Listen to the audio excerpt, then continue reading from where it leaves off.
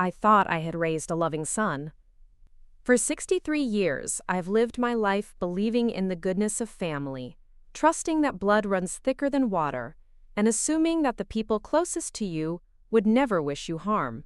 Before we jump back in, tell us where you're tuning in from, and if this story touches you, make sure you're subscribed, because tomorrow, I've saved something extra special for you.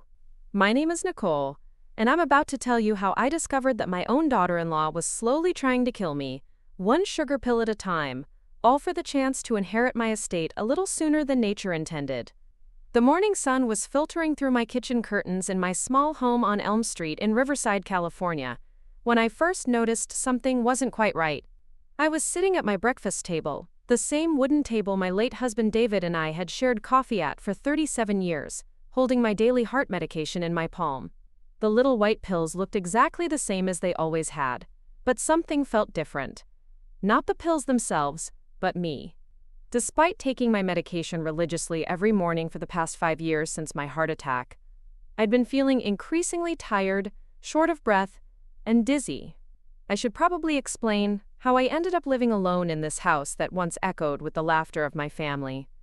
David passed away 2 years ago from cancer, leaving me not just heartbroken but also relatively well off.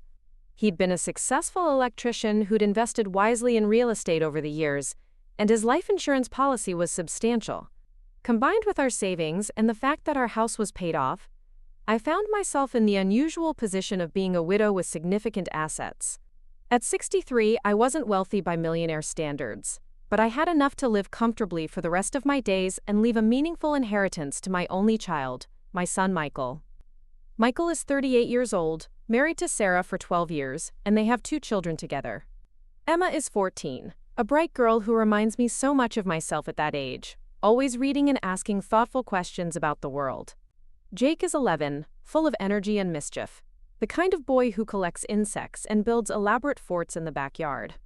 I love those children with every fiber of my being, and I'd always assumed I'd be around to watch them graduate, maybe even see them get married someday. That's what made the changes in my health so concerning. Since David's death, I'd been managing my heart condition carefully. The cardiologist, Dr. Martinez, had been very clear about the importance of taking my medication exactly as prescribed. The beta blockers were keeping my heart rhythm steady, and the blood thinners were preventing clots. Missing doses or taking irregular amounts could be dangerous, potentially fatal. I'd never missed a day, never skipped a dose, never even taken them at a different time than prescribed. Yet here I was, feeling worse than I had since my initial heart attack 5 years ago. Some mornings I could barely make it from my bedroom to the kitchen without feeling like I needed to sit down and catch my breath. My heart would race at the smallest exertion, and there were moments when I felt so dizzy I had to grip the countertop to keep from falling. I'd mentioned these symptoms to Dr. Martinez during my last visit, and he'd seemed puzzled. My blood work was normal, my EKG looked good, and according to all the tests, my medication should be working perfectly. What I didn't know at the time was that Sarah had been planning this for months. Sarah, my daughter-in-law, who worked as a pharmacy technician at the local hospital. Sarah, who had access to medical supplies and enough knowledge about medications to know exactly what she was doing. Sarah, who had been coming to my house twice a week under the guise of helping me with household chores and checking on my well-being, but who had actually been systematically replacing my heart medication with sugar pills. I trusted Sarah completely. After David died, she'd stepped up in ways that touched my heart. Preparing and narrating this story took us a lot of time, so if you are enjoying it, subscribe to our channel, it means a lot to us. Now, back to the story. She'd bring the kids over for dinner every Sunday, help me with grocery shopping, and even organize my medication into those weekly pill organizers to make sure I never forgot a dose. She seemed genuinely concerned about my health and well-being, often asking detailed questions about how I was feeling, whether I was experiencing any side effects from my medication, and if I needed anything from the pharmacy when she was picking up her own family's prescriptions. Looking back now, I realize those questions weren't coming from a place of care, but from a place of calculation. She was monitoring the effectiveness of her sabotage, making sure the dosage reduction was gradual enough that I wouldn't immediately connect my declining health to my medication. She was patient, methodical, and terrifyingly intelligent in her approach. The inheritance that Sarah was so eager to claim wasn't just about money, though the financial aspect was certainly significant. David's life insurance had paid out $400,000, which I'd invested conservatively. Our house, while modest, was in a neighborhood that had appreciated considerably over the years and was now worth about $350,000. We had savings accounts, retirement funds, and David's collection of vintage tools and equipment that alone was worth tens of thousands of dollars. In total, my estate was valued at just over $800,000. Not a fortune by some standards, but certainly enough to change someone's life dramatically. What made Sarah's plan even more sinister was how she'd positioned herself as my primary caregiver and closest family member. Michael worked long hours as a construction supervisor, often leaving the house before dawn and returning after dark. He was a good man, but he was busy, stressed, and completely unaware of what was happening in his own family. Sarah had volunteered to be my main point of contact for medical appointments, grocery shopping, and general check-ins. She'd even suggested that I give her a spare key to my house, just in case of emergencies. I remember the day she made that suggestion. We were sitting in my living room, and she'd just finished helping me organize my medications for the week. Emma and Jake were playing in the backyard, their laughter drifting through the open windows. Sarah looked at me with what I thought was genuine concern and said she'd been worrying about me living alone. What if I fell and couldn't get to the phone? What if I had a medical emergency and needed immediate help? It seemed so reasonable, so caring, that I handed over the spare key without a second thought. That key gave her access to my house whenever she wanted it. She could come by while I was at doctor's appointments, while I was running errands, or even while I was sleeping. She knew my routines, knew when I'd be home and when I wouldn't, and she used that knowledge to her advantage. The pill swapping probably happened gradually over several weeks, maybe even months. She'd replace a few pills at a time, mixing sugar pills with real medication, so that the transition would be subtle enough that I wouldn't notice immediate dramatic changes in my health. The psychological aspect of what Sarah was doing was perhaps even more cruel than the physical danger she was putting me in.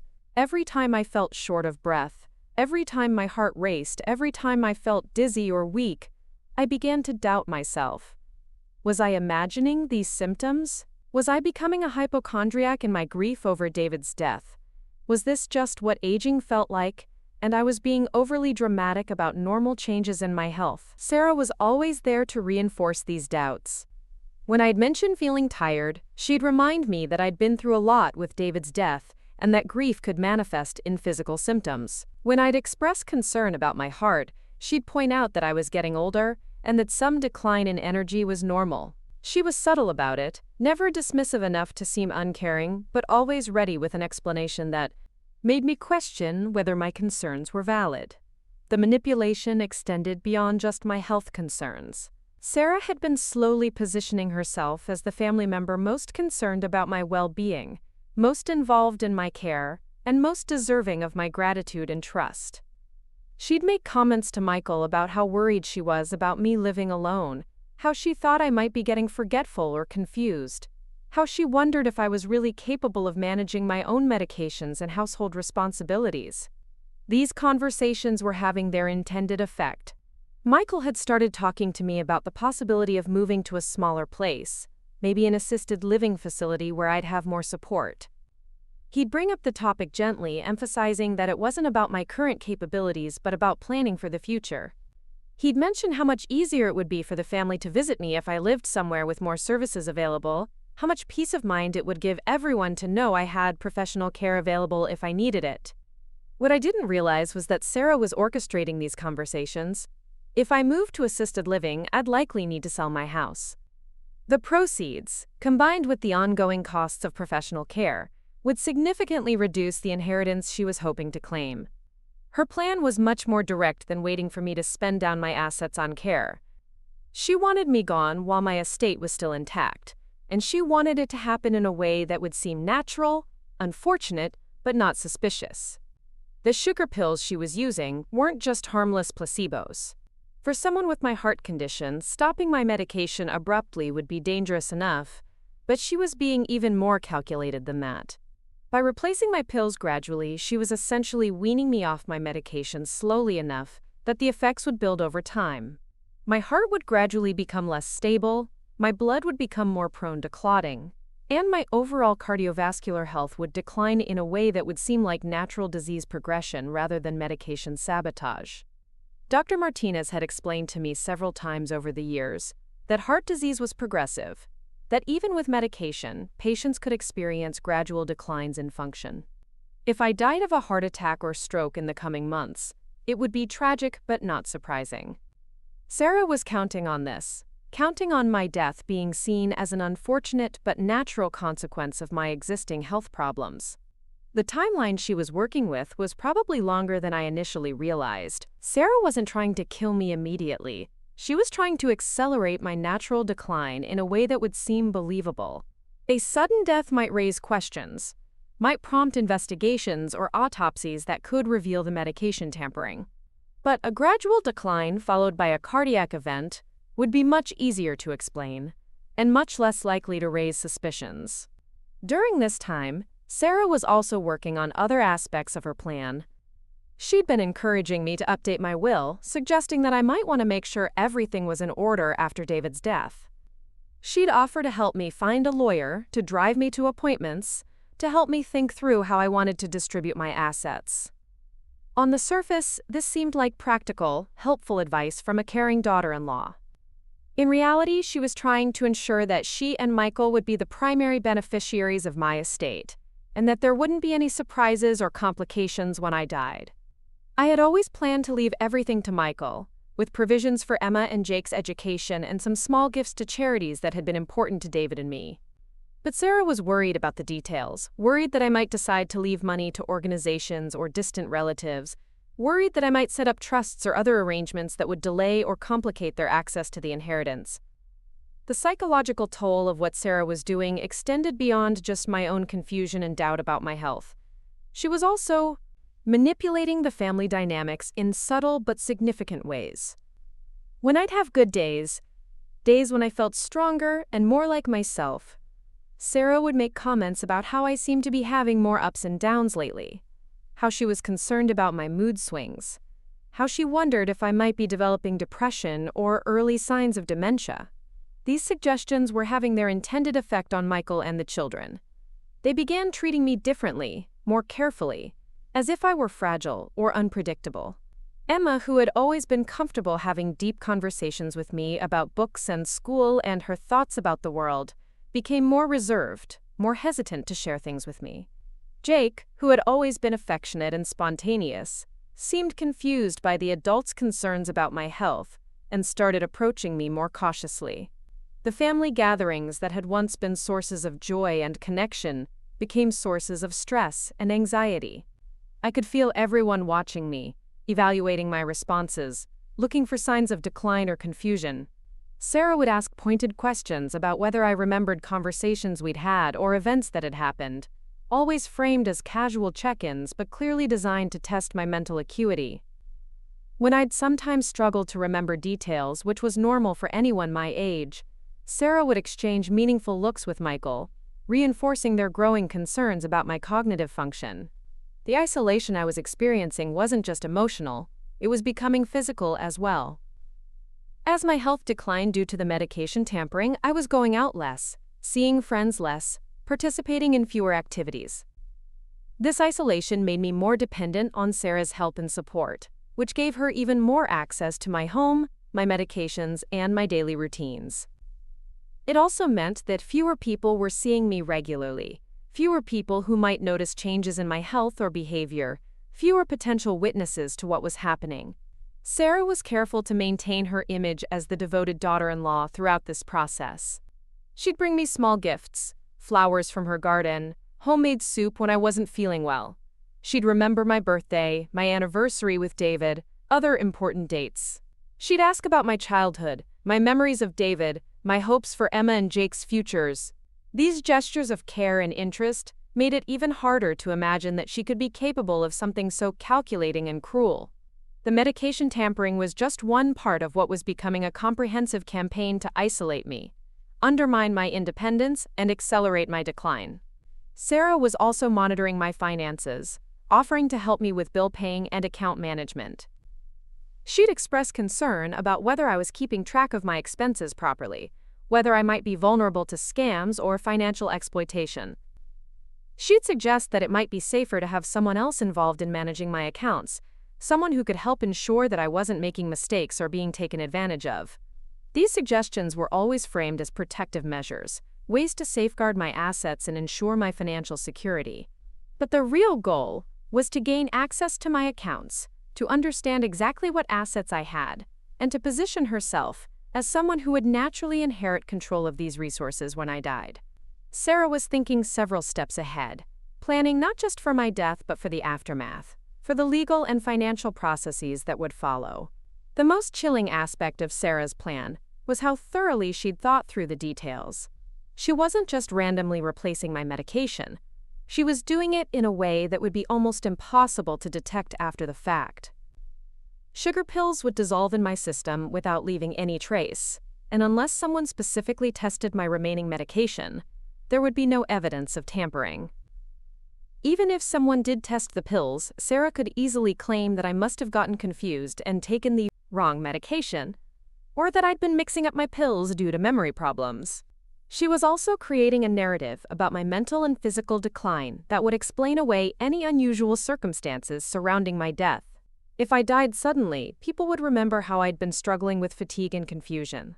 If I died gradually, people would remember how Sarah had been concerned about my ability to live independently. Either way, she was laying the groundwork for my death to seem like a tragic but unsurprising outcome of my existing health problems. What Sarah hadn't counted on was that I was more observant than she realized, more resilient than she expected, and more determined to understand what was happening to me than she'd anticipated. The story of how I discovered her plan, how I fought back, and how I ultimately reclaimed my life and my health is one of the most important battles I've ever fought. But it started with that morning in my kitchen, holding those innocent-looking white pills in my palm and feeling in my gut that something was terribly, dangerously wrong. The moment that changed everything came on a Tuesday morning in March. I had woken up feeling particularly weak, my heart pounding so hard I could hear it in my ears. The dizziness was worse than usual, and I'd had to sit on the edge of my bed for several minutes before I felt steady enough to stand. This wasn't normal aging or grief-related symptoms anymore. Something was seriously wrong, and I couldn't ignore it any longer. I made my way to the kitchen, moving slowly and gripping the walls for support. My medication organizer sat on the counter where Sarah had filled it for me just 3 days earlier. She'd been so thorough, so caring, explaining each pill as she sorted them into the daily compartments. But as I stood there, struggling to catch my breath from the simple act of walking down the hallway, a terrible thought began forming in my mind. What if the problem wasn't my heart getting worse? What if the problem was my medication not working? I picked up the pill organizer and examined the contents more closely than I ever had before. The heart medications looked exactly as they always had. Small, white, round tablets that I'd been taking for 5 years. But something was nagging at me, some detail I couldn't quite place. I decided to compare them to the original prescription bottles that I kept in my bedroom drawer. Walking back to my bedroom felt like climbing a mountain. By the time I reached my dresser, I was gasping for air, and my hands were shaking.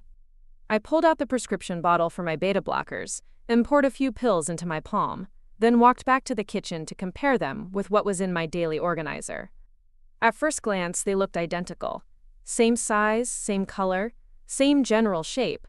But when I held them up to the light, I noticed something that made my blood run cold. The pills in my organizer were perfectly smooth, while the ones from the original bottle had tiny markings on them.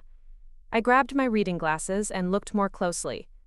The pills from the prescription bottle had small imprinted numbers and letters, manufacturer markings that are standard on all legitimate medications. The pills in my daily organizer had no markings at all. My hands began trembling so violently that I nearly dropped both sets of pills. The realization hit me like a physical blow. Someone had been switching my medication. Someone with access to my house, someone who knew my routines, someone who could replace my pills without me noticing. And there was only one person who fit that description. Sarah. I sank into my kitchen chair, struggling to process what I discovered. My own daughter-in-law, the woman I'd trusted with my life, the mother of my grandchildren, had been systematically poisoning me. Not with something that would kill me immediately, but by taking away the medication that was keeping me alive. She was letting my heart condition do the work for her, making my death seem natural and inevitable. The implications crashed over me in waves. How long had this been going on? How much damage had already been done to my heart? Was it reversible, or had she already succeeded in weakening me beyond repair? And most terrifyingly, why was she doing this? What could possibly motivate someone to slowly murder their own family member? The answer to that last question came to me almost immediately. Money. My inheritance. The house, the life insurance, the savings accounts. Sarah had been patient, playing the long game, positioning herself as my primary caregiver while systematically undermining my health. If I died of what appeared to be natural causes, Michael would inherit everything, and as his wife, Sarah would have access to all of it. I sat in that kitchen for what felt like hours, holding the evidence of my attempted murder in my shaking hands. The physical symptoms I'd been experiencing suddenly made perfect sense. Without my beta blockers, my heart rate was uncontrolled. Without my blood thinners, I was at risk for clots. My body was slowly shutting down because the medications that had been keeping me stable were no longer in my system. But the emotional impact was even more devastating than the physical danger. The woman I'd welcomed into my family, the woman I'd trusted with my grandchildren's care, the woman I'd defended when Michael occasionally complained about her spending or her attitude, had been trying to kill me. Every smile, every gesture of concern, every offer to help had been a lie, a calculated move in a plan to end my life. I thought about all the times Sarah had asked detailed questions about my symptoms, how I was feeling, whether the medication seemed to be working. She hadn't been monitoring my health out of concern. She'd been monitoring the effectiveness of her sabotage. When I reported feeling better, she probably increased the number of sugar pills. When I seemed worse, she might have left a few real pills in the mix to avoid making the decline too obvious. The methodical nature of what she'd been doing made it even more chilling. This wasn't a crime of passion or a moment of weakness. Sarah had planned this carefully, probably for months. She'd researched how to replace my medication without detection, figured out the timing that would make my decline seem natural, and created a narrative about my failing health that would explain away my eventual death. I realized that Sarah's constant suggestions about assisted living weren't just about moving me out of my house. They were about moving me somewhere she'd have even less oversight, where my medical care would be managed by strangers who wouldn't know my baseline health, where changes in my condition might be attributed to institutional care rather than medication problems. The spare key I'd given her had been the crucial element in her plan. It allowed her access to my house whenever she needed it, gave her the opportunity to replace pills without my knowledge, and let her monitor my daily routines to avoid getting caught. I'd handed her the tools she needed to kill me, and I'd done it because I trusted her completely. As the initial shock began to wear off, anger started building inside me. Not just anger at Sarah, but anger at myself for being so naive, so trusting, so willing to believe that someone could care about me the way she'd pretended to. I'd been so grateful for her help after David died, so touched by her apparent concern for my well-being, that I'd ignored any red flags or inconsistencies in her behavior. But as I sat there replaying months of interactions with Sarah, I began to see things I'd missed at the time. The way she'd always been particularly interested in my financial situation, asking questions about my investments, my insurance policies, my plans for the estate. The way she'd encouraged me to be more open with Michael about my health concerns, probably hoping to speed up discussions about my declining independence. The way she'd subtly undermined my confidence in my own perceptions, making me doubt whether my symptoms were real or just signs of aging and grief. I also began to understand why my symptoms had been getting progressively worse over the past several months. Sarah had probably started by replacing just a few pills at a time, testing whether I'd notice any changes.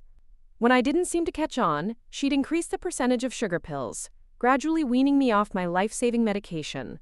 The timeline probably coincided with when she'd gotten the spare key and started coming to my house more regularly. The most terrifying realization was how close she'd come to succeeding. My heart was already showing signs of serious distress from the interrupted medication schedule. If I hadn't discovered the switch when I did, I might have had a major cardiac event within weeks or even days. Sarah had been playing with my life like it was a game, calculating how long she could stretch out the process without raising suspicions. I knew I had to act quickly, but I also knew I had to be smart about it. If I confronted Sarah directly, she could easily dispose of the evidence and claim I was confused or paranoid. If I told Michael without proof, he might not believe me. After all, Sarah had been carefully building a case that I was becoming mentally unstable. I needed documentation, evidence that would be impossible to dispute. First, I called my doctor's office and made an emergency appointment. I explained to the nurse that I was having concerning symptoms and suspected there might be a problem with my medication. They agreed to see me that afternoon. Then I gathered up both sets of pills, the ones from my organizer and the ones from my prescription bottles, and put them in separate containers, carefully labeling each one. The drive to Dr. Martinez's office was terrifying. My heart was racing, I felt dizzy and weak, and I was genuinely afraid I might not make it there safely. But I was determined to get medical confirmation of what I'd discovered before Sarah had any chance to cover her tracks or manipulate the situation further. Dr. Martinez took one look at me and immediately ordered an EKG. My heart rhythm was dangerously irregular, my blood pressure was elevated, and my overall condition had deteriorated significantly since my last visit just 6 weeks earlier. When I showed him the 2 different sets of pills and explained my suspicions, his face went pale. He immediately sent the pills to the hospital lab for analysis and started me on emergency doses of my actual medications. The lab results confirmed what I already knew in my heart. The pills from my organizer were nothing but sugar, while the ones from my prescription bottles were the real medications that had been keeping me alive. Dr. Martinez was furious, not just about the medical implications but about the criminal nature of what had been done to me. He explained that stopping heart medication abruptly, especially for someone with my condition, could have been fatal. The fact that it had been done gradually made it even more dangerous, because it allowed my condition to deteriorate slowly, potentially causing permanent damage to my cardiovascular system. He insisted on admitting me to the hospital immediately for monitoring and to restart my medications under medical supervision. He also said he was obligated to report the medication tampering to the police, since it constituted attempted murder. The word murder, hanging in the air, made everything feel even more real, even more frightening. As I lay in the hospital bed that evening, hooked up to monitors and IVs, I tried to process the full scope of what Sarah had done. She hadn't just been trying to steal my money. She'd been willing to kill me for it. She'd looked me in the eye, asked about my health, held my grandchildren on her lap, shared meals at my table, all while systematically poisoning me. The police detective who came to interview me was a kind woman named Detective Rodriguez. She listened carefully as I explained how I'd discovered the pill switch, and she took detailed notes about Sarah's access to my house, her knowledge of my medical routine, and her recent behavior. She explained that medication tampering cases were particularly difficult to prosecute because they required proving intent, but the evidence I'd gathered was strong. Detective Rodriguez also asked me about my relationship with Sarah, whether there had been any conflicts or signs of tension that might have motivated her actions. I had to admit that I'd never suspected anything was wrong, that Sarah had seemed genuinely caring and concerned about my well-being. The detective nodded grimly and said that was typical in these cases. The perpetrators were often the people who seemed most helpful and trustworthy. The hardest part was thinking about how to tell Michael. How do you explain to someone that his wife, the mother of his children, has been trying to murder his mother? How do you destroy a family with the truth, even when that truth is necessary for survival? Detective Rodriguez said she would help me plan how to approach Michael, but ultimately I would need to be the one to tell him what I'd discovered. I spent 3 days in the hospital while my medications were stabilized and my heart rhythm returned to normal. During that time, I had plenty of opportunity to think about everything that had happened, to process the betrayal and plan my next steps. Sarah had called the hospital several times, expressing concern about my sudden hospitalization and asking when she could visit. The irony of her fake concern while I was hospitalized for the very condition she'd caused was almost unbearable. Dr. Martinez had instructed the nursing staff not to allow any visitors except Michael and the children, and not to give any medical information to anyone else. He was concerned that Sarah might try to interfere with my treatment or find ways to continue her sabotage even in the hospital setting. The precautions felt surreal, like something out of a crime thriller rather than my actual life. On my second day in the hospital, Michael finally came to visit. He looked worried and confused, clearly not understanding why I'd been hospitalized so suddenly or why Sarah wasn't allowed to visit.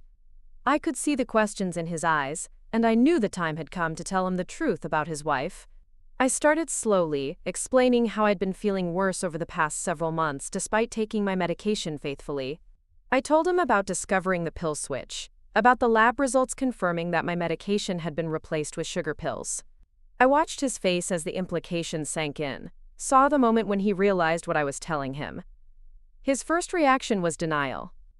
There had to be some mistake, some explanation that didn't involve Sarah deliberately harming me. Maybe I'd gotten confused and mixed up my pills. Maybe there had been an error at the pharmacy. Maybe someone else had access to my house and was responsible for the switch. He wouldn't believe that his wife was capable of attempted murder. But as I showed him the evidence, as I explained the timeline and Sarah's access to my medications, as I detailed her suspicious behavior and questions about my health, I could see doubt creeping into his eyes.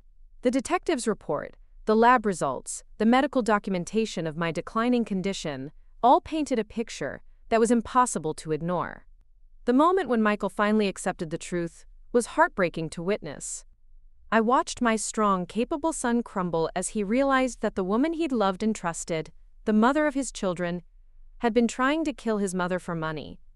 The betrayal he felt was almost as devastating as what I'd experienced, because he'd been manipulated and used as an unwitting accomplice in the plan. Michael's shock quickly turned to rage, and I had to calm him down before he stormed out of the hospital to confront Sarah immediately.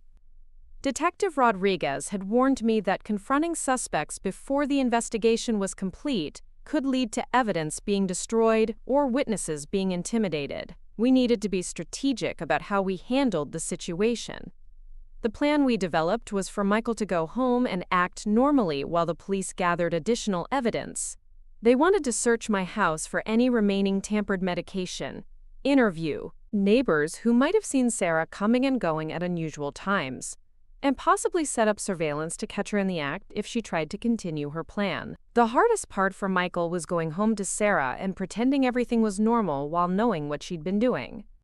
He had to look at her across the dinner table, watch her interact with their children, listen to her express fake concern about my hospitalization, all while knowing she was a would-be murderer.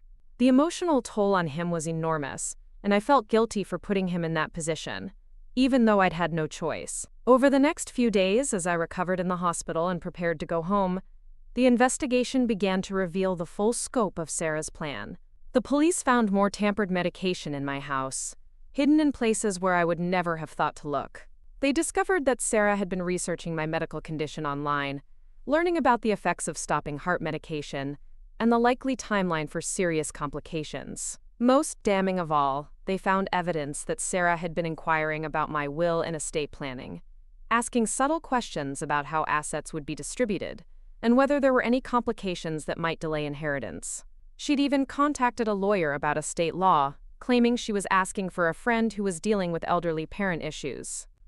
The case against Sarah was building, but Detective Rodriguez warned me that medication tampering cases could be difficult to prosecute successfully.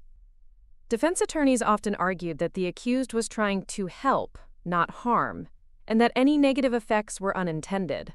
They might claim that Sarah was confused about the medication or was trying to save money by using generic alternatives. But the evidence in my case was particularly strong because of the systematic nature of the tampering, the clear motive of financial gain, and the fact that Sarah had medical knowledge that made it impossible to claim the actions were accidental. The police were confident that they could build a solid case for attempted murder. As I prepared to leave the hospital and return home, I realized that my life would never be the same. Even if Sarah was arrested and prosecuted, the damage to my family was irreversible. Michael would have to divorce his wife and raise his children alone. Emma and Jake would grow up knowing their mother had tried to kill their grandmother. The trust and love that had held our family together had been shattered by Sarah's greed and callousness. But I was alive, and I was determined to stay that way. The medication tampering had been stopped before it could kill me, and my heart was responding well to being back on the proper treatment. I would need ongoing monitoring to assess any permanent damage, but Dr. Martinez was optimistic about my recovery. More importantly, I'd learned something crucial about my own strength and resilience. When my life was threatened, when everything I'd trusted was revealed to be a lie, I'd found the courage to investigate, to seek help, and to fight back. I'd survived an attempt on my life, and I was ready to do whatever it took to ensure it never happened again. Coming home from the hospital felt like entering a crime scene. Every corner of my house held new meaning now that I understood what Sarah had been doing. The kitchen where she'd organized my pills, the living room where we'd shared coffee and conversation, the spare bedroom where she'd sometimes stayed overnight when Michael was working late shifts. All of it had been contaminated by her deception. Detective Rodriguez accompanied me home that first day, along with a crime scene technician who photographed everything and collected additional evidence. They found more than I'd initially discovered. Hidden in my bathroom cabinet were pills that looked exactly like my blood pressure medication, but dissolved differently in water. In my bedroom drawer, tucked behind some old photographs, were what appeared to be my anxiety pills, but the wrong dosage. Sarah had been more thorough than even I'd realized. The technician explained that medication tampering often involved multiple prescriptions, not just one. Sarah hadn't just been replacing my heart medication, she'd been systematically altering several of my prescriptions, probably to create a more complex medical picture that would make my eventual death seem like the result of multiple organ system failures rather than a simple cardiac event. What disturbed me most was finding evidence that Sarah had been documenting my symptoms. Hidden in a notebook she'd left in my kitchen drawer were detailed notes about my daily condition, my energy levels, my complaints about fatigue or dizziness. She'd been keeping a medical journal of my decline, tracking the effectiveness of her poisoning like a researcher monitoring a laboratory experiment. The notebook contained entries going back almost 6 months, much longer than I'd initially suspected the tampering had been going on. Early entries noted things like, "Seems more tired than usual after climbing stairs," and "complained of headache after gardening." Later entries became more clinical. "Heart rate elevated during simple tasks," and "required assistance standing from chair." She'd been documenting my deterioration with the detached interest of someone conducting a study. Most chilling were the projected timelines she'd written in the margins. Based on her research into my medical condition, she'd estimated that stopping my medication would lead to a significant cardiac event within 3 to 4 months. She'd been calculating my death date, planning her widow's inheritance timeline like it was a business project. Detective Rodriguez photographed every page of that notebook, explaining that it would be crucial evidence in establishing premeditation. The detailed planning and documentation showed that Sarah's actions weren't impulsive or accidental. They were the result of a carefully calculated murder plot that had been months in the making. As we continued searching the house, I began to notice other things that took on new significance in light of what I'd learned. Sarah had been asking pointed questions about my daily routines, my doctor's appointments, my social activities. She'd seemed particularly interested in when I'd be away from the house, offering to help with errands or suggesting activities that would keep me out for specific periods of time.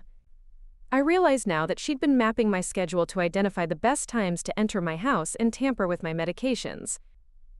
She'd known exactly when I'd be at my weekly grocery shopping, my monthly hair appointment, my regular coffee dates with my neighbor Mrs. Chen. She'd used my predictable routines against me, turning my normal activities into opportunities for sabotage. The investigation also revealed that Sarah had been researching my financial situation much more extensively than I'd known. Detective Rodriguez found evidence that she'd been looking up property values for my house, researching the terms of David's life insurance policy, and even checking public records about my investments and retirement accounts. She'd apparently calculated almost to the penny what she stood to gain from my death. The life insurance money that I'd inherited from David, the value of my house and Riverside's appreciating real estate market, my savings and retirement funds. She'd done a complete financial analysis of my worth to her and Michael. The cold, calculating nature of her research made me feel like I'd been nothing more than a balance sheet to her. a financial asset to be liquidated rather than a human being to be cared for. What made the betrayal even deeper was discovering how long Sarah had been planning this. Phone records showed that she'd been calling my insurance company months ago, asking questions about beneficiary information and payout procedures. She'd contacted my bank to inquire about account access in case of my death or incapacity. She'd even spoken with a probate attorney about estate settlement timelines.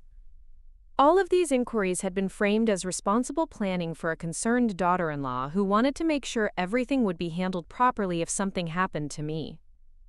The insurance agent and bank representatives had probably thought she was being admirably proactive about family financial planning.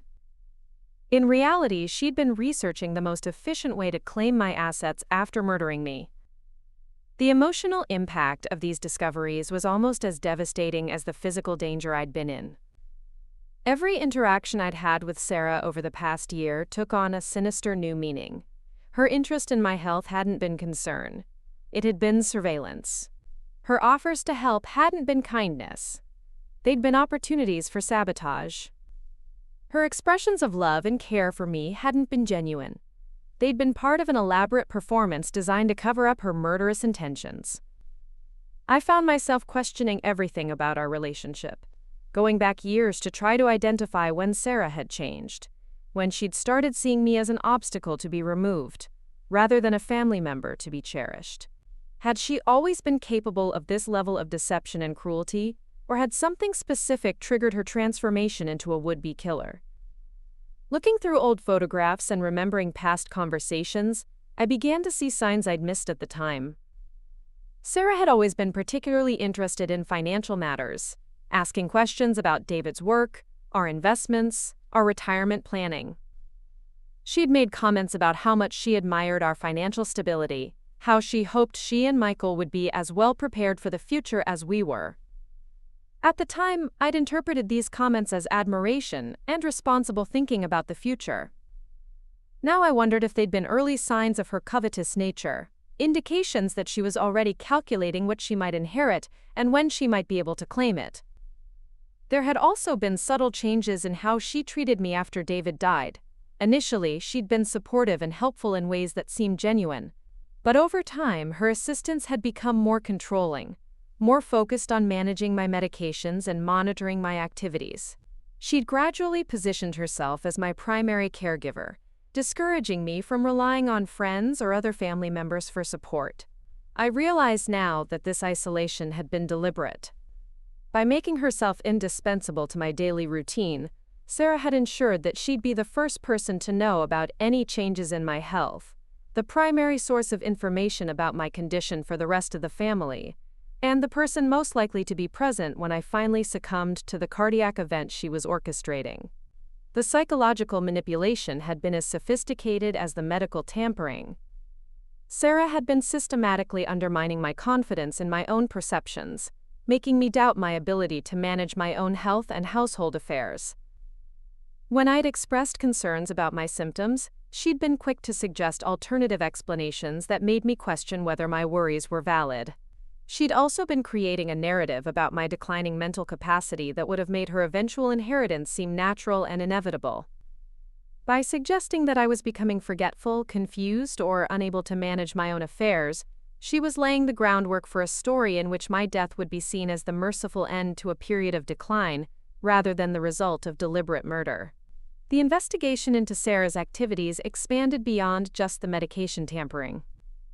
Detective Rodriguez discovered that Sarah had been accessing my personal mail, opening financial statements and medical correspondence before I could see them.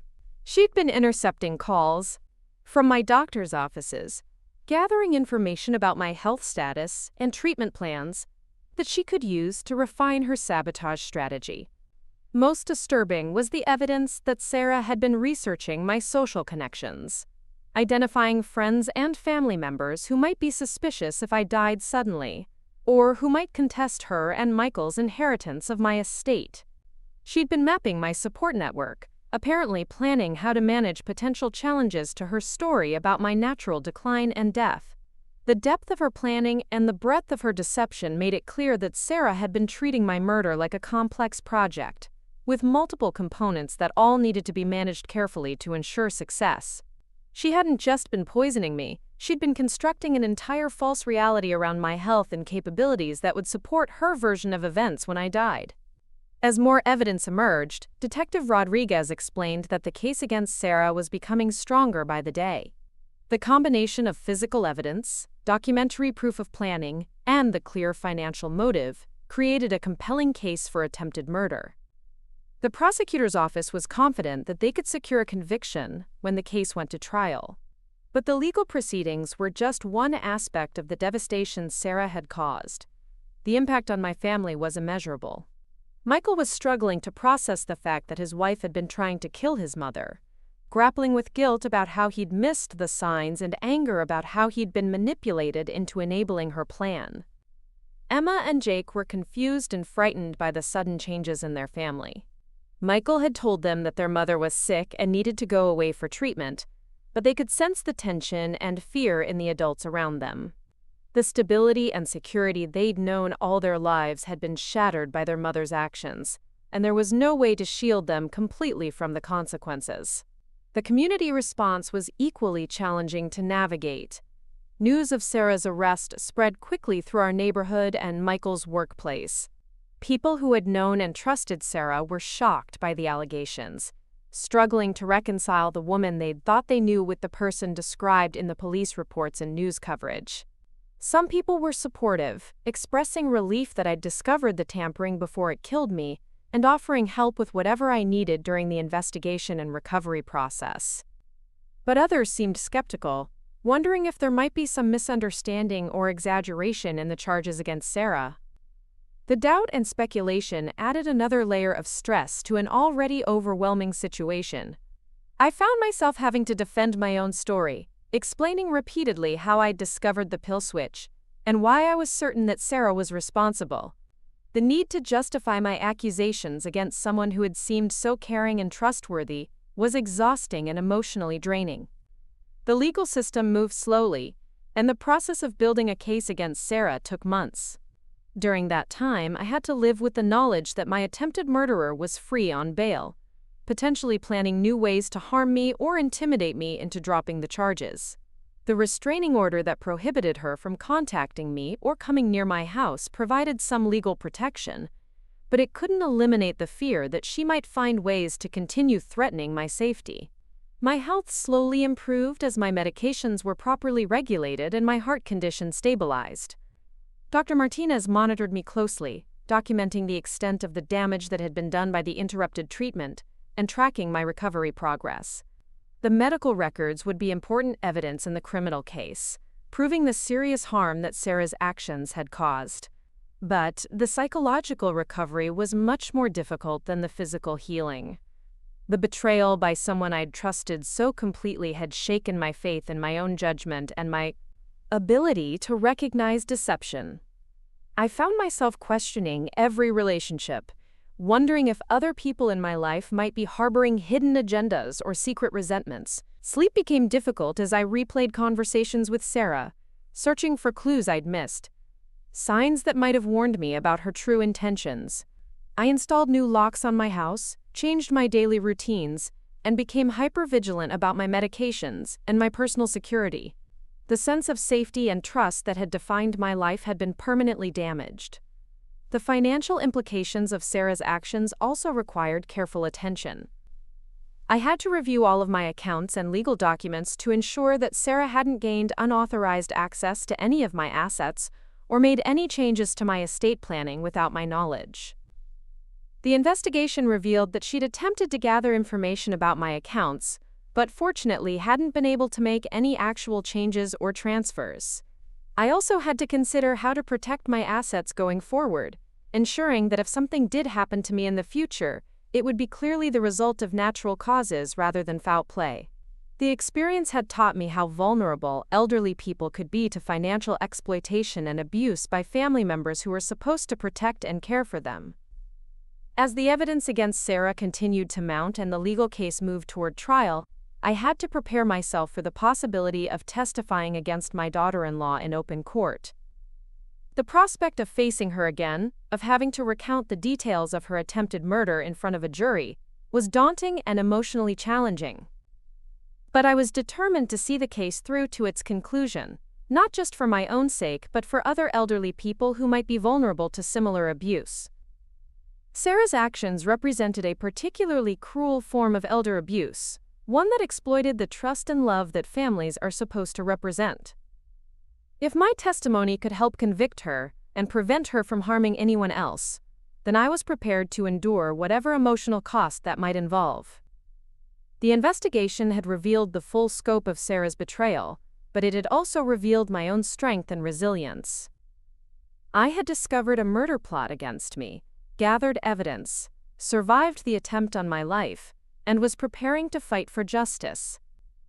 The experience had been traumatic and life-changing, but it had also shown me that I was capable of protecting myself and standing up for what was right, even when the threat came from within my own family. The confrontation came sooner than I expected. 3 weeks after my discharge from the hospital, while I was still adjusting to being back on proper medication and trying to process the enormity of what had happened, Sarah violated the restraining order. She appeared at my front door on a Thursday afternoon, looking haggard and desperate, her usual polished appearance replaced by dark circles under her eyes and trembling hands. I was in my garden when I heard the doorbell, tending to the roses that David had planted years ago. The simple act of caring for something beautiful had become therapeutic for me, a way to focus on life and growth rather than the darkness Sarah had brought into my world. When I saw her through the peephole, my heart began racing, not from my medical condition this time, but from pure fear and anger. Sarah was crying, which I'd never seen her do before. Her makeup was smudged, her hair was unkempt, and she was clutching a manila envelope against her chest like it contained something precious. Despite everything she'd done to me, seeing her in such obvious distress stirred conflicting emotions. This was still the mother of my grandchildren, still the woman who had once been part of my family. I called Detective Rodriguez immediately, as I'd been instructed to do if Sarah tried to contact me.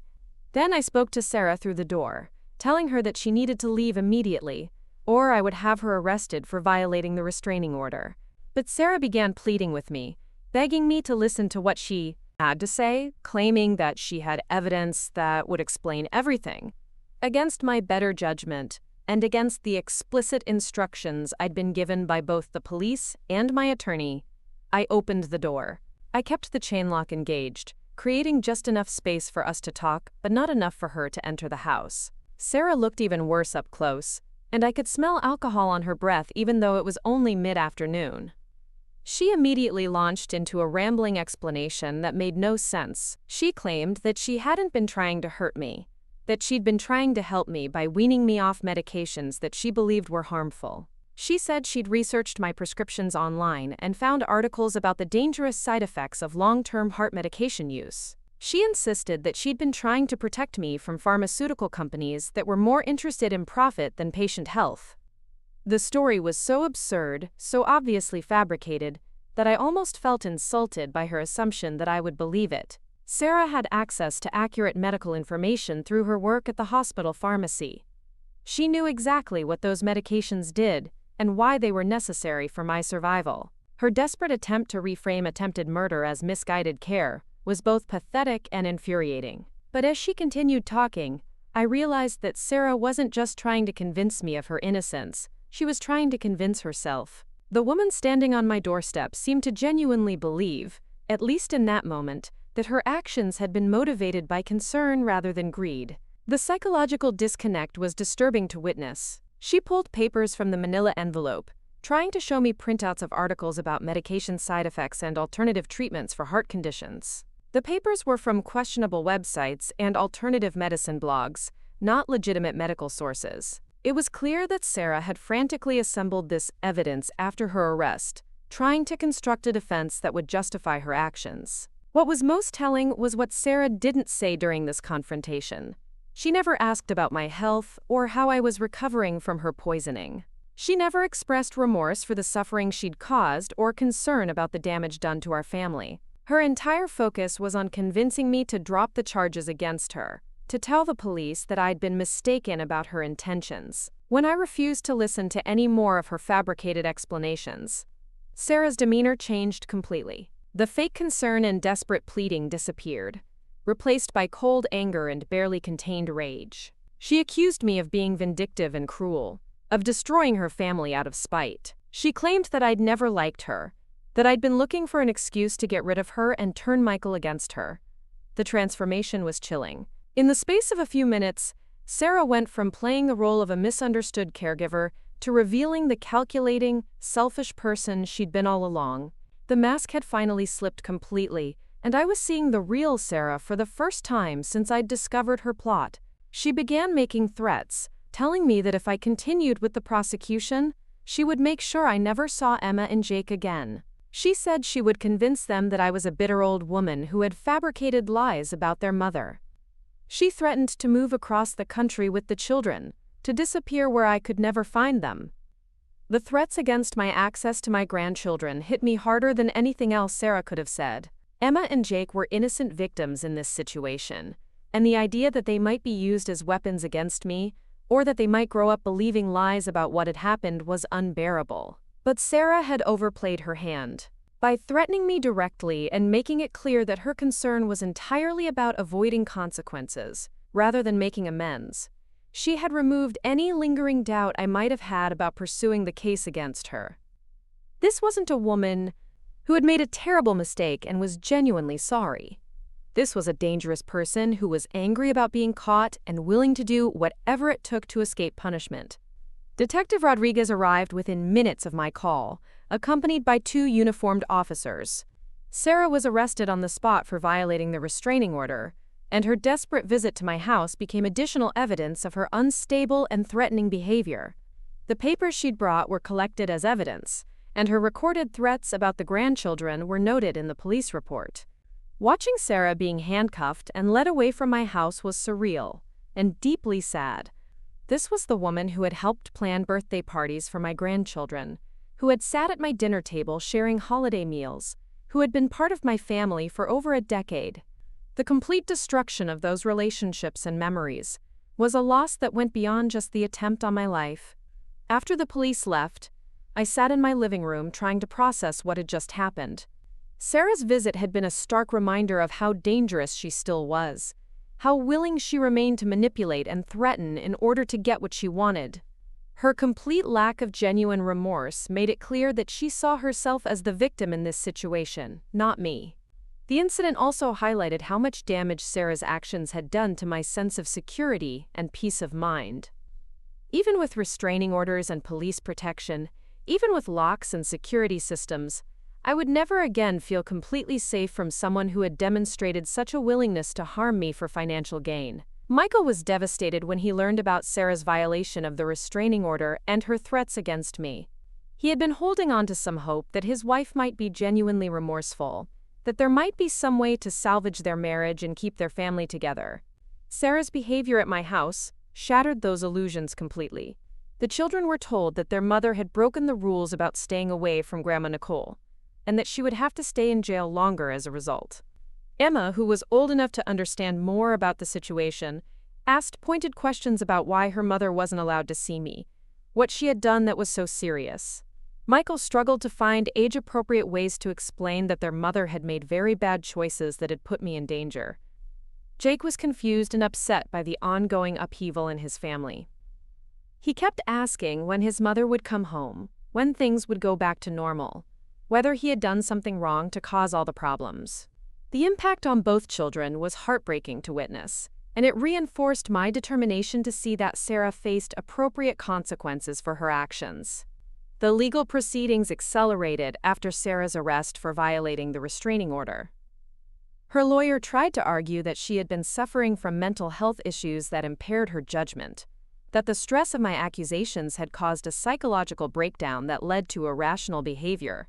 But the prosecution pointed out that Sarah's actions had been too calculated and sustained to be the result of temporary mental illness. The evidence against Sarah continued to grow as the investigation expanded. Forensic analysis of her computer revealed extensive research into my medical conditions, detailed calculations about my financial assets, and even searches for information about how long various heart medications remain detectable in post-mortem examinations. The digital trail painted a picture of premeditation and careful planning that contradicted any claims of mental illness or good intentions. Witnesses came forward who had observed Sarah's behavior during the months when she was tampering with my medication. My neighbor Mrs. Chen reported that Sarah had seemed unusually interested in my daily schedule, asking questions about when I went to appointments or ran errands. A pharmacist at the hospital where Sarah worked confirmed that she had been asking questions about heart medications and their effects, claiming she was helping a family member understand their treatment. Most damaging was testimony from Michael about conversations he'd had with Sarah regarding my health and independence. She had been pushing him to consider having me declared mentally incompetent, suggesting that I was becoming unable to manage my own affairs and needed professional care. These conversations took on a sinister new meaning in light of her actual actions. The psychological evaluation ordered by the court found that Sarah was mentally competent and fully aware of the nature and consequences of her actions. The evaluator noted signs of narcissistic personality disorder and a concerning lack of empathy, but concluded that she was legally responsible for her choices and actions. As the trial date approached, I had to prepare myself for the difficult process of testifying against Sarah in open court. The prosecutor explained what questions I would be asked, how the defense might try to attack my credibility, and what the likely timeline would be for the proceedings. The prospect of facing Sarah again and recounting the details of her attempted murder was daunting, but I was determined to see justice done. The media attention surrounding the case was intense and uncomfortable. Stories about a daughter-in-law trying to poison her mother-in-law for inheritance, money captured public imagination, and reporters camped outside my house looking for interviews. I declined all media requests, wanting to focus on the legal proceedings rather than turning my near-death experience into entertainment. The publicity did have one positive effect. It led to other victims of medication tampering coming forward with their own stories. Detective Rodriguez told me about several similar cases that had been reported after news of Sarah's arrest became public. Apparently, this type of elder abuse was more common than I had realized, often going undetected because the symptoms mimicked natural disease progression. Support groups for elder abuse survivors reached out to offer assistance and resources. I learned about other people who had been targeted by family members seeking early inheritance, and about the warning signs that I wished I had recognized sooner. The knowledge that I wasn't alone in this experience was both comforting and deeply disturbing. As I prepared for trial, I also had to make difficult decisions about my future relationship with Emma and Jake. The children needed stability and security, which meant maintaining their relationship with Michael while protecting them from further exposure to their mother's dangerous behavior.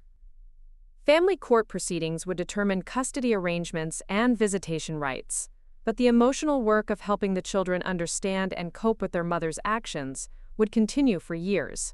The financial aspects of the case also required attention. Sarah's legal defense was expensive, and Michael was struggling to pay for both his divorce attorney and his children's counseling while maintaining the household on his single income. I wanted to help my son and grandchildren, but I had to be careful not to create new opportunities for financial exploitation or manipulation. My own recovery continued, both physically and emotionally. The proper medication regimen had restored my heart function to near normal levels, and Dr. Martinez was optimistic about my long-term prognosis. But the psychological scars from Sarah's betrayal would take much longer to heal. Trust, once broken so completely, would not be easily rebuilt. The irony of the situation wasn't lost on me. Sarah had tried to kill me to inherit my money sooner, but her actions had resulted in expensive legal fees, lost employment opportunities, and the complete destruction of her family's financial stability. Her greed had ultimately cost her everything she had been trying to gain, plus her freedom and her relationships with her children. As the trial approached, I reflected on how much my life had changed since that morning when I first noticed something wrong with my medication. I had survived an attempt on my life, helped build a criminal case against my would-be killer, and learned more about my own strength and resilience than I had ever imagined possible. The experience had been traumatic and life-altering, but it had also shown me that I was capable of fighting for my life and my rights, even when the threat came from within my own family. The trial began on a crisp October morning, exactly 8 months after I'd discovered those sugar pills in my medication organizer. Walking into the courthouse, I felt a mixture of anxiety and determination that had become familiar over the past months. This would be my chance to tell my story publicly, to ensure that Sarah faced consequences for what she'd done, and to hopefully find some measure of closure. The courtroom was smaller than I'd expected, with dark wood paneling and fluorescent lighting that made everything look slightly surreal. Sarah sat at the defendant's table wearing a conservative navy suit, her hair pulled back in a style that made her look younger and more vulnerable than the calculating woman I now knew her to be. She avoided looking at me when I entered, keeping her eyes focused on the papers in front of her attorney. The prosecutor, a sharp woman named Miss Patterson, had prepared me well for what to expect. She explained that the defense would likely try to portray Sarah as a confused and overwhelmed caregiver who had made poor decisions while trying to help me. They might argue that her actions were the result of stress, mental illness, or a genuine but misguided concern about my medication regimen. What they couldn't argue away was the physical evidence. The lab reports showing sugar pills in my medication organizer were irrefutable. The notebook documenting my decline, the research into my financial assets, the timeline Sarah had created for my expected death, all of it painted a clear picture of premeditated attempted murder motivated by greed. My testimony took most of the first day. Miss Patterson walked me through the events chronologically, from my initial symptoms, through the discovery of the tampered medication, to my hospitalization and recovery. I spoke about the trust I'd placed in Sarah, the access I'd given her to my home and my medical routine, and the devastating realization that someone I loved had been trying to kill me. The hardest part was describing the impact on my family. When Miss Patterson asked about my relationship with my grandchildren, I had to pause to compose myself. Emma and Jake were innocent victims in this situation, and the knowledge that their mother had tried to murder their grandmother would affect them for the rest of their lives. They were too young to be in the courtroom, but their presence hung over the proceedings anyway. Sarah's attorney, Mr. Hendricks, was gentler during cross-examination than I'd expected, but his questions were designed to plant seeds of doubt about my version of events. He asked about my age, my grief over David's death, my medical history, and whether I might have been confused about my medications. He suggested that perhaps I had mixed up my pills myself, or that there had been some innocent explanation for the discrepancies I'd found. I answered his questions calmly and directly, sticking to the facts as I remembered them. The evidence spoke for itself, and no amount of speculation about my mental state could explain away the systematic nature of what Sarah had done. The notebook, the research, the calculated timeline, these weren't the actions of someone trying to help a confused elderly woman. They were the actions of someone planning a murder. Dr. Martinez testified about the medical impact of stopping my heart medication, explaining to the jury how dangerous it was for someone with my condition to miss doses or stop treatment abruptly. He described the state I'd been in when I was hospitalized, the emergency measures that had been necessary to stabilize my condition, and the potential long-term damage that could have resulted from prolonged interruption of my treatment. Detective Rodriguez presented the evidence methodically, walking the jury through the investigation that had revealed the full scope of Sarah's plan. She explained how medication tampering cases were investigated, the challenges of proving intent, and the unusual aspects of this particular case that made it clear the actions were deliberate rather than accidental.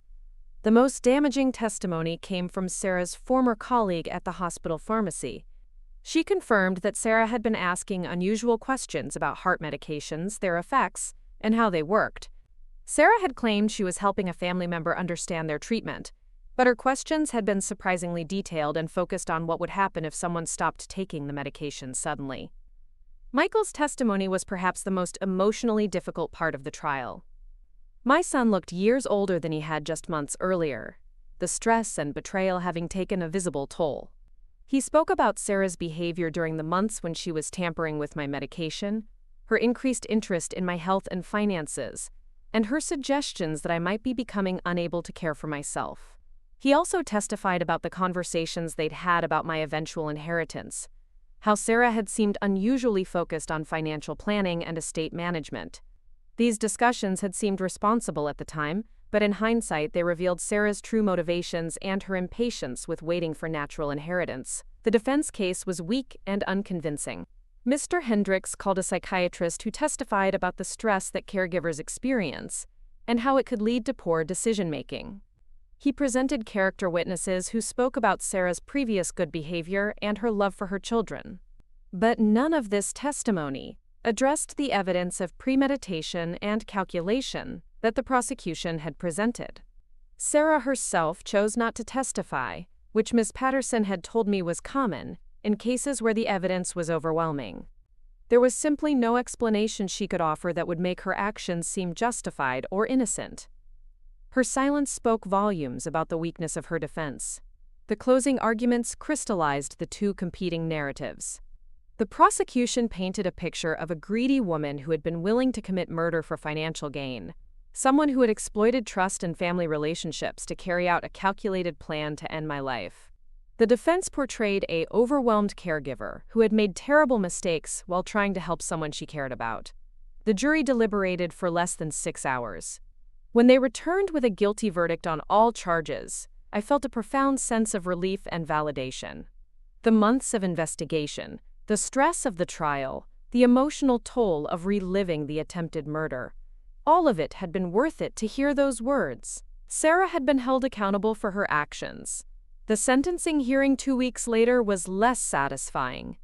Despite the severity of her crimes, Sarah received a sentence of 12 years in prison, with the possibility of parole after 8 years.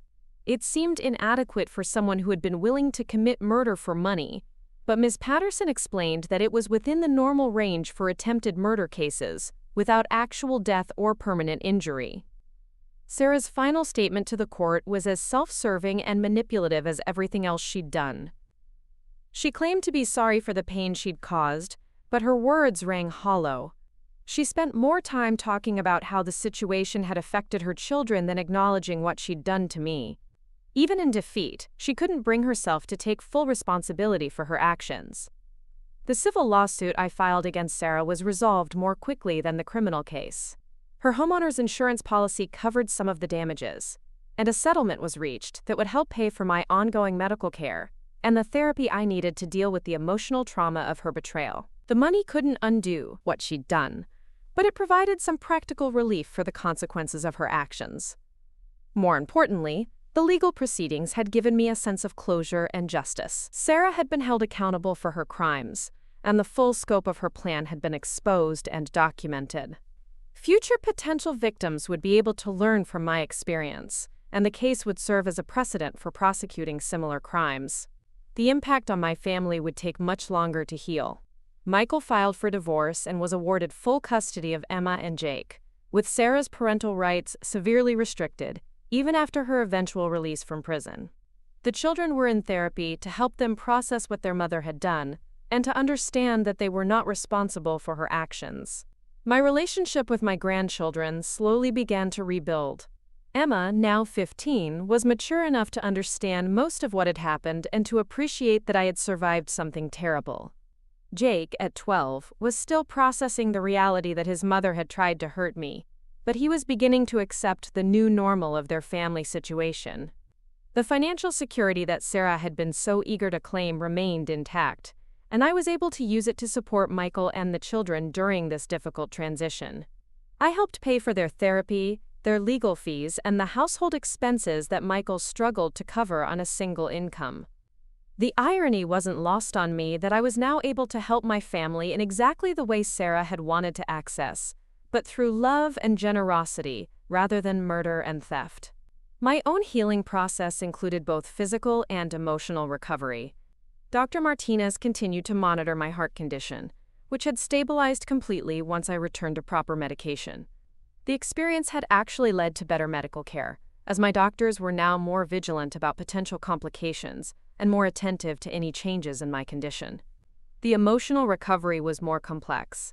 I joined a support group for victims of elder abuse and found comfort in connecting with others who had experienced similar betrayals by family members. Learning about the warning signs I had missed and the ways to protect myself in the future helped me regain some sense of control and confidence. I also made significant changes to my living situation and daily routines. I moved to a smaller house, in a gated community, with better security features and more neighbors nearby.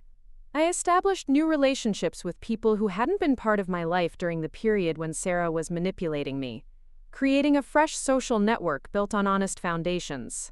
The experience had taught me valuable lessons about trust, family dynamics, and personal safety. I was more cautious about giving people access to my home and my personal information, but I tried not to become so suspicious that I couldn't form meaningful relationships. The balance between reasonable caution and healthy openness was something I continued to work on. One unexpected outcome of the ordeal was how it had strengthened my relationship with Michael. The crisis had forced us to communicate more honestly and frequently than we had in years. He felt guilty about not recognizing what Sarah was doing, and I felt guilty about the impact my situation had on his family. Working through these feelings together had brought us closer than we'd been since he was a young adult.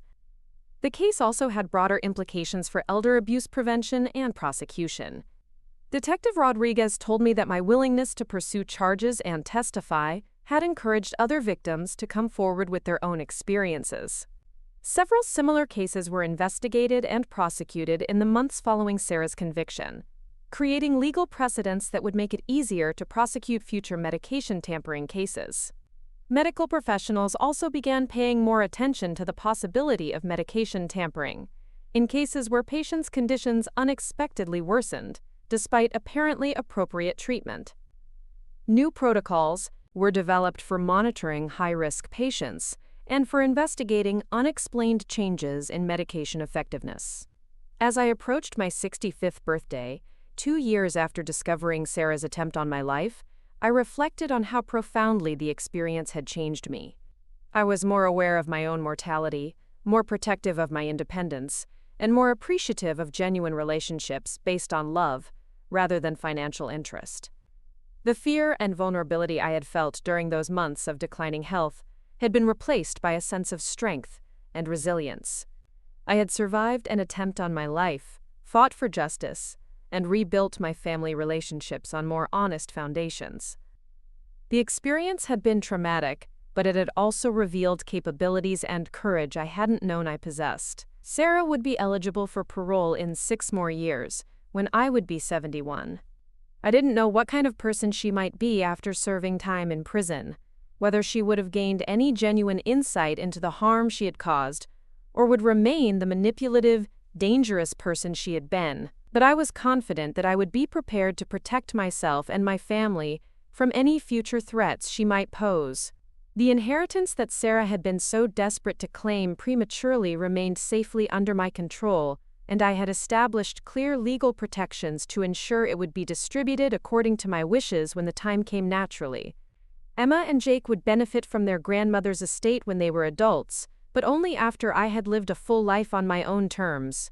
Looking back on the entire ordeal, I felt a complex mixture of emotions: sadness for the family relationships that had been destroyed, anger at the betrayal and manipulation I had endured, pride in my ability to fight back and survive, and gratitude for the love and support that had sustained me through the darkest months.